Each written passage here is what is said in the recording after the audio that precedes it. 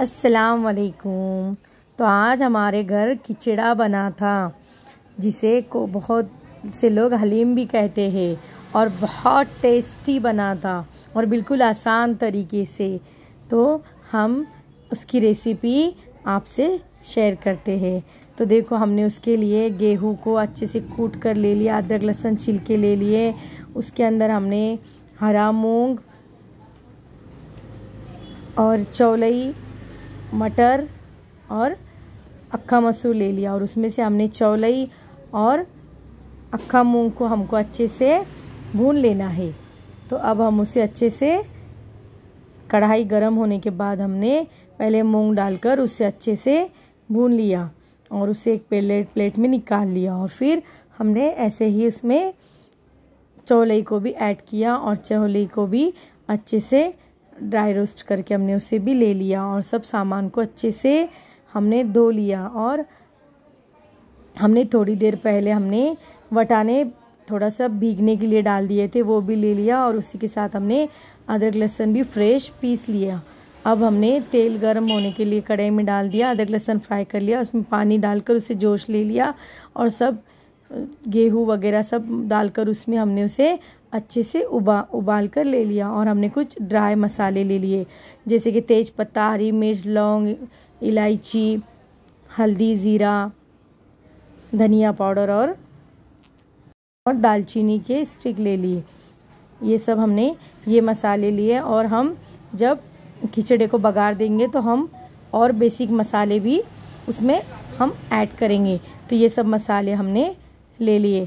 अब हमने कढ़ाई गरम होने के लिए सिगड़ी पर चढ़ा दी। कढ़ाई गरम होने के बाद उसमें ऑयल ऐड किया, और फिर हमने उसमें ये सब मसाले ऐड कर दिए, लौंग, इलायची, तेज पत्ता, हरी मिर्च सब डालकर हमने उसे अच्छे से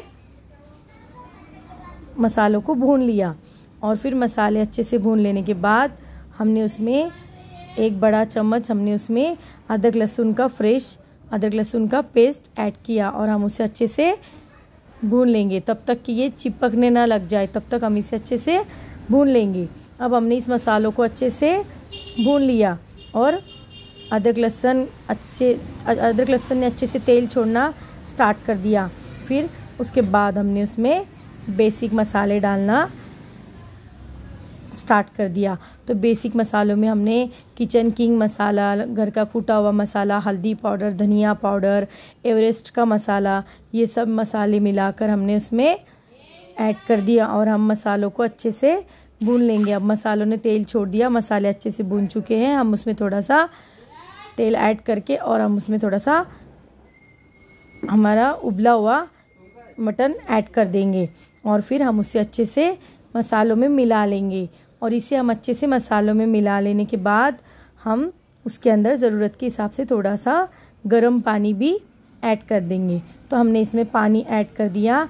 अब हम पानी को अच्छे से 1-2 उबाल आने देंगे, और पानी को उबाल आने के बाद देखो पानी में उबाल आ रहा है। अब हम पानी में उबाल आने के बाद हम हमारा उबला हुआ खिचड़ा उसको पीस कर हमने इस मसालों में उसे ऐड कर दिया, और फिर इस मसालों में ऐड करने के बाद हमने उसे अच्छे से हिलाकर हमने उसे पकने के लिए कम आंच पर छोड़ दिया। हम इस मसालों को पीस भी सकते हैं, और इस मसालों को हम देखो इस तरीके से पीस लिया था, और हम मसालों को उसमें फिर हमने नमक ऐड किया।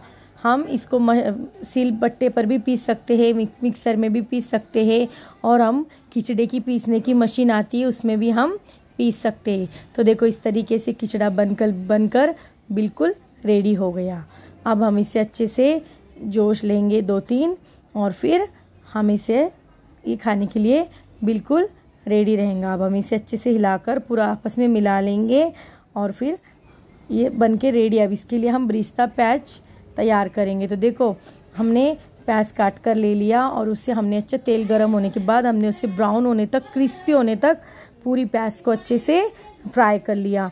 और फिर हमने उसे अच्छे से फ्राई करने के बाद हमने उसे ठंडा होने के लिए एक तरफ रख दिया। तो देखो बिल्कुल ब्राउन प्याज बन के बिल्कुल रेडी है। अब हम डिश आउट करेंगे।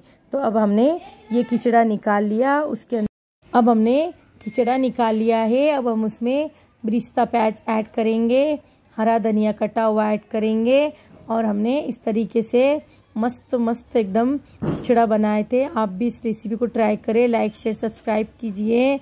अल्लाह हाफिज़।